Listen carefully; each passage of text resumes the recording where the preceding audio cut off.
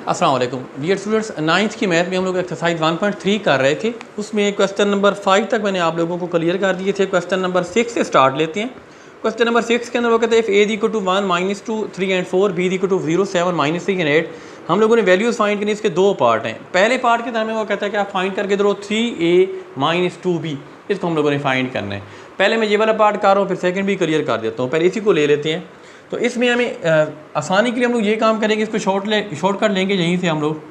ये है 3a minus 2b is equal to, आप लोग पहला काम ये करें कि इस 3 को लिख देना, फिर इस a की जगह पे ना मैट्रिक्स a को लिखें जो कि आपको गिवन है क्वेश्चन के अंदर। That is 1 minus 2 3 and 4, 1 minus 2 3 and 4। फिर ये वाला माइनस डालें और उसके बाद 2 और फिर मैट्रिक्स b को लिखें। मैट्रिक्स b हमारे पास है 0 7 माइनस 3 एंड 8, 0 7 माइनस 3 एंड 8। जब आप इसको सिंप्लीफाई कर रहे होंगे तो सबसे पहला काम ये करना है कि 3 को अंदर अपने मैट्रिक्स से मल्टीप्लाई करवा देना है, 2 को अपने मैट्रिक्स के साथ। जब इनको मल्टीप्लाई करवाएंगे तो 3 1 आर 3, 3 2 आर 6 माइनस का, 3 3 आर 9, 3 4 टाइम 12 माइनस। अब 2 को अंदर मल्टीप्लाई करवा रहे हैं, 2 0 0, 2 7 टाइम 14, 2 3 टाइम माइनस का 6 एंड 2 8 टाइम 16। अब हमने मल्टीप्लाई करवाने के बाद अभी जो सिचुएशन बनी है, ये पहला मैट्रिक्स है, ये दूसरा है, ये आपस में सब्ट्रैक्ट हो रहे हैं, तो हम लोग इन दोनों को आपस में सब्ट्रैक्ट करवा देते हैं। जब इनको सब्ट्रैक्ट करवाएंगे तो कोरस्पॉन्डिंग एलिमेंट जैसे पहले सब्ट्रैक्शन करते थे, यानी 3 में से पहले 0 माइनस होगा ये वाला, दूसरा एलिमेंट इसका 6 है माइनस का, इसमें से माइनस का 14 आएगा। सेकेंड रो पे आ जाएँ, 9 फर्स्ट एलिमेंट है सेकेंड रो का, इसमें से माइनस का 6 माइनस होगा, माइनस इंटू माइनस 6 12 और उसके बाद माइनस 16। यहाँ पे जो मैंने लिखा है ना, एक माइनस ये वाला और एक ये इसका अपना उसके साथ लिखा हुआ है, तो इसको आप सिंप्लीफाई कर लें। आप 3 में से 0 निकालेंगे तो 3 आ जाएगा। ये दोनों माइनस के हैं, ऐड हो जाएंगे, इनको ऐड करेंगे तो माइनस का 20। इन दोनों को पहले साइन को सिंप्लीफाई करेंगे, माइनस माइनस प्लस हो जाएगा, प्लस का 6 और 16 में से 12 को सब्ट्रैक्ट करवा लें, that will be equal to minus 4। इनको मज़ीद सिंप्लीफाई कर लेते हैं, 3 उसी तरह से माइनस 20, 9 और 6 इसको ऐड करेंगे तो ये बनेगा जाके 15 और माइनस का 4। ये हमारा पार्ट 1 का आंसर होगा।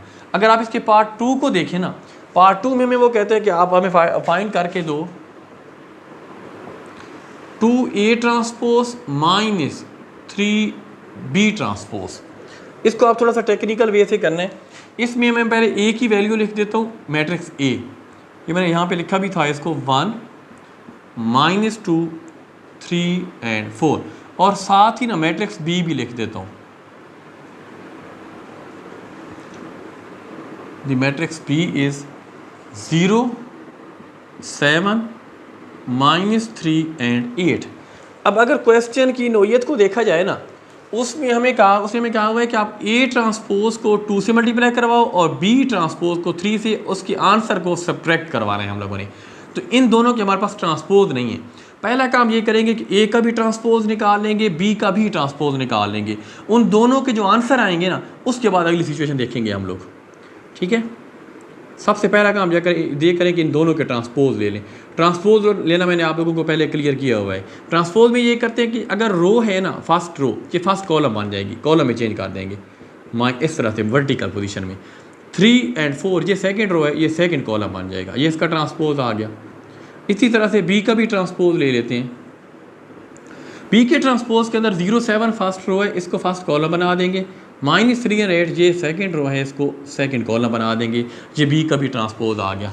अब अपनी आसानी के लिए एक काम और कर लेते हैं, a ट्रांसपोज को उसने 2 से मल्टीप्लाई करवाया हुआ है, हम लोग यहाँ इसको 2 से मल्टीप्लाई करवा देते हैं, और b ट्रांसपोज को 3 से मल्टीप्लाई करवाया हुआ है, फिर बाद में सब्ट्रैक्शन कर लेंगे।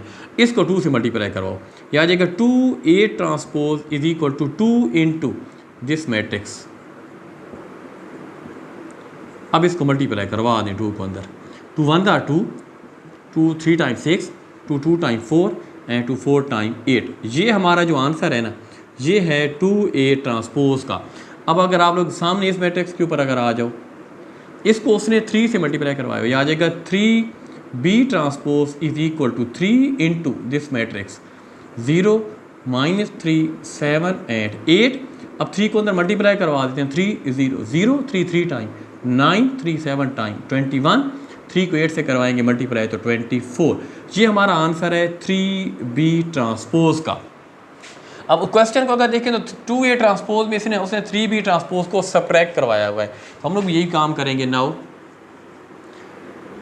2A transpose minus 3B transpose is equal to, अब 2A ट्रांसपोज ये वाला जो है ना, इसका आंसर हमने ये निकाल के रखा हुआ है, इसी को लिख देंगे 2 6 -4 एंड 8 माइनस, उसके बाद 3B ट्रांसपोज का 0 -1 21 एंड 24, इनको सब्ट्रैक्ट करवा लें आपस में, ये आएगा 2 करस्पॉन्डिंग एलिमेंट्स करने हैं, -0 6 माइनस, और एक ये भी माइनस पड़ा हुआ है, माइनस माइनस प्लस 9 ये वाला, और -4 -21 और 8 -24, क्या आ जाएगा 8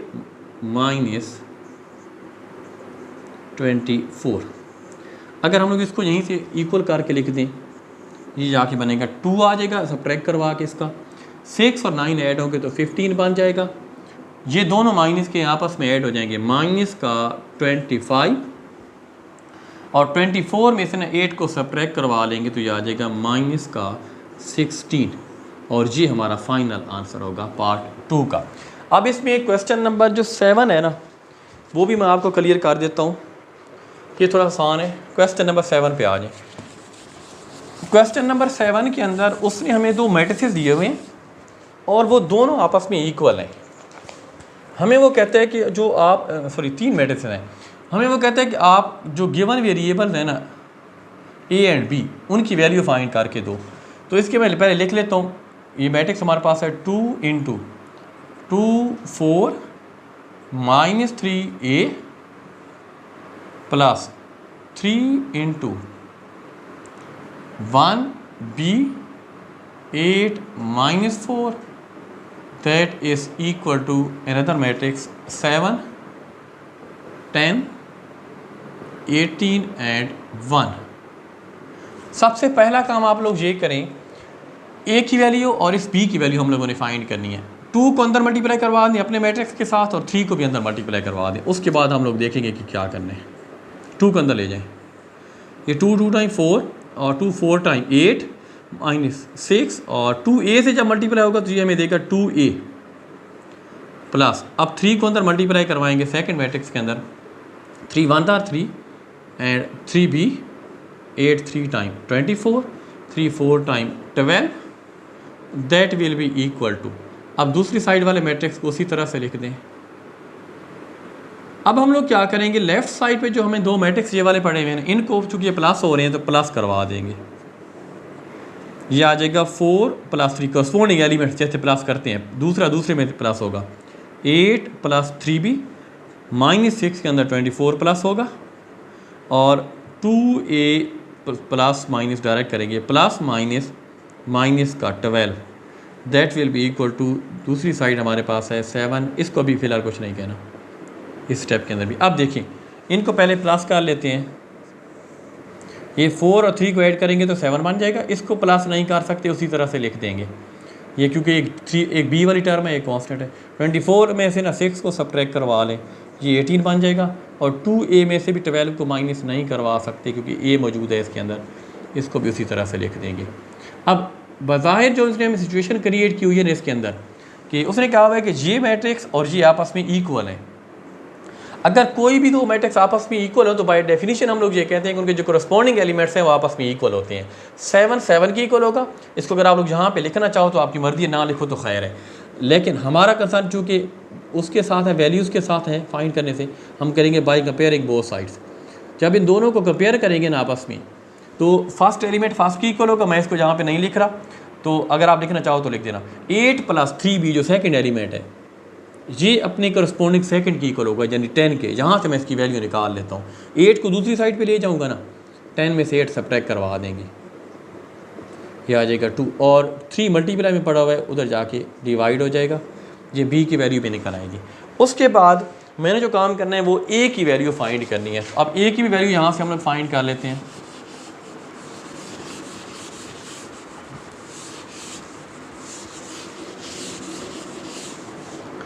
तो अब इसमें अगर तीसरे एलिमेंट थर्ड को देखें तो 18 की इक्वल है, और जो लास्ट है ना ये वाला 2a माइनस 12 इस साइड का लास्ट एलिमेंट और इसका ये वाला लास्ट, ये आपस में इक्वल होंगे।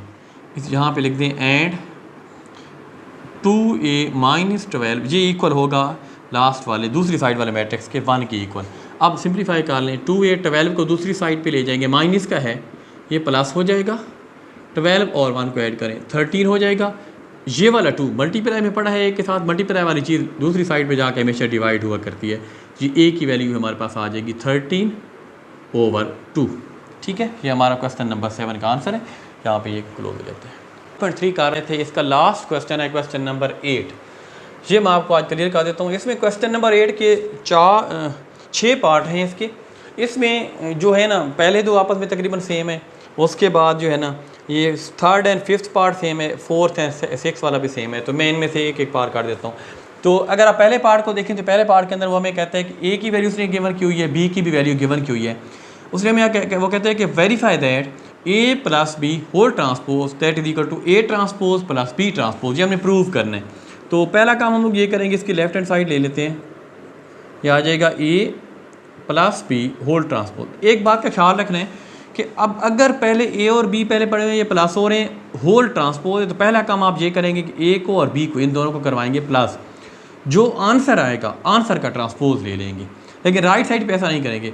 राइट साइड पे हम लोग पहले करेंगे ए का ट्रांसपोज ले लेंगे, बी का भी ट्रांसपोज ले लेंगे, जो ट्रांसपोज आएगा ना उसको प्लस करेंगे। थोड़ा उलट काम है इसके अंदर। पहले हम लोग इसके अंदर ए प्लस बी निकाल लेते हैं।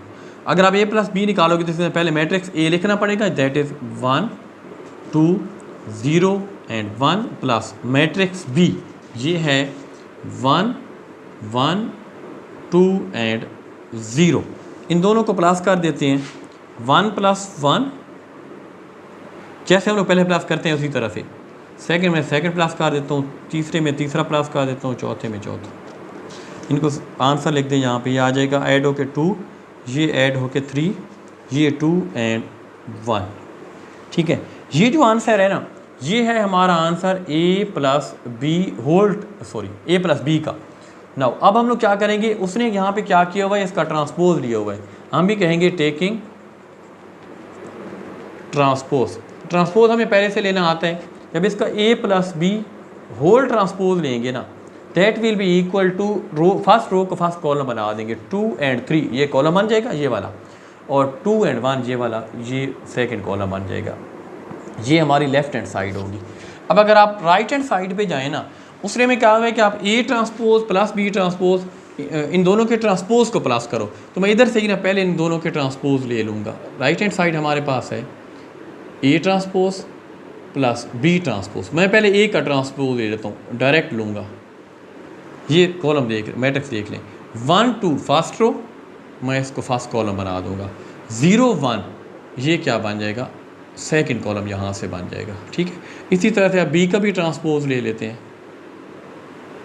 ये है 1 एंड 1, ये फर्स्ट कॉलम है, ये सेकंड रो थी, तो अब इसको सेकंड कॉलम बना देंगे। ए का भी ट्रांसपोज निकल आया, बी का भी निकल आया, इनको करना क्या था प्लस। अब इनको प्लस कर देंगे। Now a transpose plus B transpose that will be equal to, पहले ए वाली वैल्यू लिखें 1 0 2 एंड 1 प्लस फिर बी ट्रांसपोज वाली वैल्यू लिखें 1 2 1 एंड 0। जो मैंने दोनों ट्रांसपोज निकाले हैं ना, इन दोनों की वैल्यूज यहाँ डाल दिए। अब इन दोनों को प्लस भी कर लेते हैं, 1 प्लस 1 आमने सामने वाले, 2 plus 2 0 plus 2 sorry 2 plus 1 and 1 plus 0।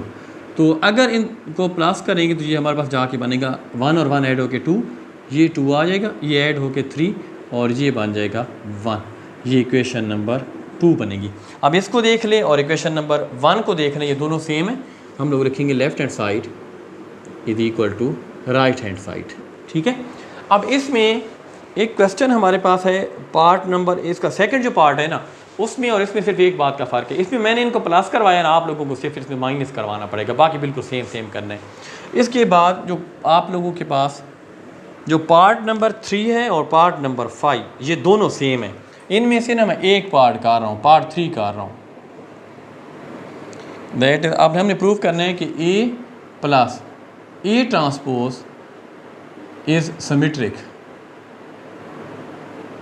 पहले मैं आप लोगों को सिमेट्रिक की डेफिनेशन क्लियर कर दूँ। कोई भी मैट्रिक्स सिमेट्रिक कब होता है? अगर आप लोग कोई मैट्रिक्स गिवन आपके पास है ना, आप लोग उस गिवन मैट्रिक्स का ट्रांसपोज लेते हो और ट्रांसपोज लेने के बाद जो उसका आंसर है ना ओरिजिनल मैट्रिक्स के इक्वल आ जाता है, तो उस वक्त जो आपका गिवन मैट्रिक्स होता है ना वो सिमेट्रिक होता है। ठीक है, इसमें A plus A transpose is symmetric हमने प्रूव करना है। गिवन ए हमारे पास है A that is equal to 1 2 0 and 1। तो इसको मैंने पहला काम ये करना है कि ए प्लस ए ट्रांसपोज मेरे पास होगा तो मैं इसको सिमेट्रिक प्रूव कर सकता हूँ ना। सबसे पहले मैं इसका ना ट्रांसपोज लूँगा, ए का ए ट्रांसपोज इक्वल टू आ जाएगा, ये फर्स्ट रो है, आप इसको जैसे हम लोग लेते हैं फर्स्ट कॉलम बना दें 0 और 1, इसको सेकंड कॉलम बना दें। अब ए की वैल्यू भी हमारे पास मौजूद है, ए ट्रांसपोज भी मैंने निकाल लिया, तो इसको मैंने करना क्या है, प्लस करना है। A plus A transpose is equal to, पहले ए की वैल्यू लिख दें 1 2 0 1 प्लस ए ट्रांसपोज की ये वाली वैल्यू जो भी निकाली थी 1 0 2 एंड 1। अब इन दोनों को प्लस कर देते हैं आपस में, कोरस्पॉन्डिंग एलिमेंट्स प्लस होंगे 1 + 1 2 + 0 0 + 2 एंड 1 + 1। आमने सामने वाले मैंने प्लस कर दिए, ये आएगा 2 2 2 एंड बाई चांस ये सारे 2 आ गए इसके अंदर, ये आ जाएगा ए प्लस ए ट्रांसपोज। अब जो बात सोचने वाली है उसने में कहा है कि आप प्रूव करके दो कि ए प्लस ए ट्रांसपोज जो है ये सिमेट्रिक है। अभी हमने ए प्लस ए ट्रांसपोज निकाला है, ये गिवन मैट्रिक्स है जिसको हमने सिमेट्रिक प्रूव करना है। अगर हमने इसको सिमेट्रिक प्रूव करना है तो हमें देखना पड़ेगा कि इसका ट्रांसपोज कितना आता है। अगर इसका ट्रांसपोज इसी मैट्रिक्स की इक्वल आ जाता है फिर ये वाला मैट्रिक्स जो है वो सिमेट्रिक होगा। मैं इसका क्या कर लेता हूँ, ट्रांसपोज ले लेता हूँ। जब इसका ट्रांसपोज लेंगे ना A plus A transpose whole transpose that will be equal to, अब इसमें चूंकि सारे एलिमेंट सेम है, वैसे मैं कर तो रहा हूँ इसको, ये 2 एंड ये 2 ये फर्स्ट रो है, मैं इसको क्या बना दूंगा, कॉलम बना दूंगा। और ये सेकंड रो है ना 2 एंड 2, इसको भी मैं कॉलम बना दूंगा। अब इसको देख लें और ओरिजिनल मैट्रिक्स इसको देख लें, ये दोनों सेम आ रहे हैं, तो हम लोग कह सकते हैं कि जब हमने ए प्लस ए ट्रांसपोज का जब होल ट्रांसपोज लिया है ना, ये खुद की इक्वल आ गया है, यानी ए प्लस ए ट्रांसपोज की। ये इसका कहने का मकसद ये है कि ए प्लस ए ट्रांसपोज जो है ना दैट इज़ सिमेट्रिक। ठीक है, अब इसका एक लास्ट पार्ट है, इसमें 2 पार्ट और हैं जो कि मिलते जुलते हैं। इनमें से एक पार्ट नंबर जो है ना वो 4 है और एक 6 है। मैं इसका 6 पार्ट कर देता हूँ, उसमें बी वाली टर्म यूज़ होगी, थोड़ा आपको आसानी हो जाएगी इसमें।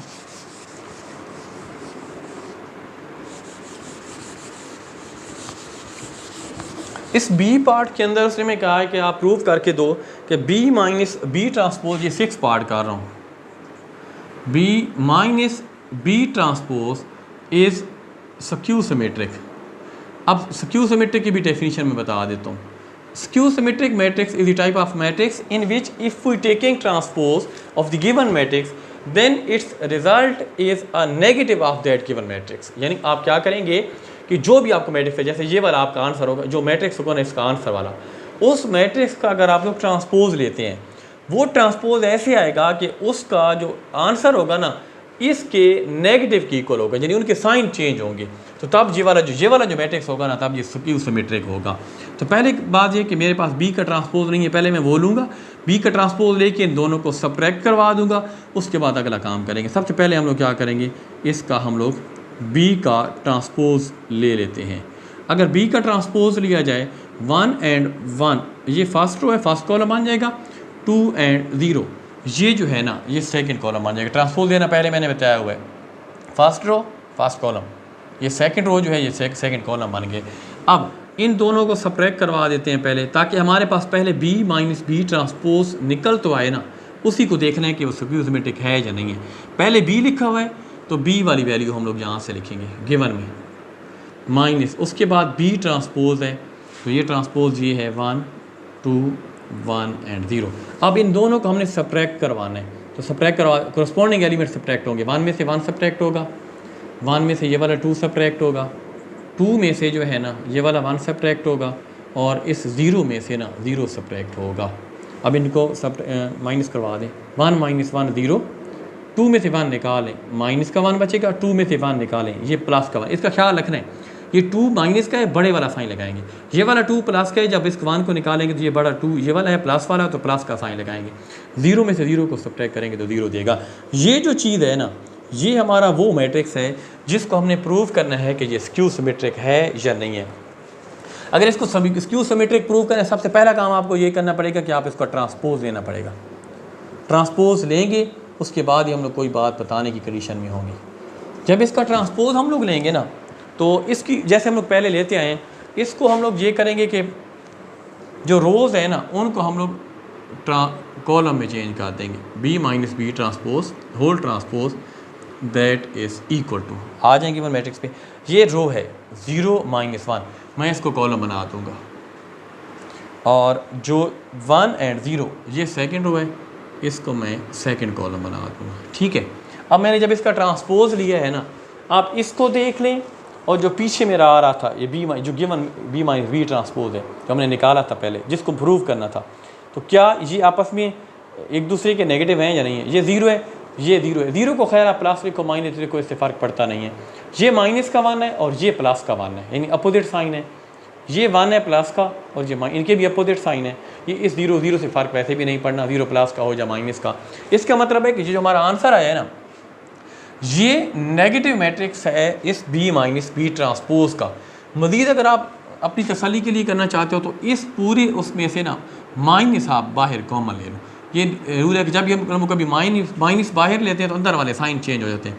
0 के साथ माइनस आएगा, लेकिन लिखो या ना लिखो फ़र्क नहीं पड़ेगा। ये 1 जो है ना, ये माइनस का हो जाएगा, ये वाला माइनस प्लस का हो जाएगा, और ये 0 का 0 रहेगा।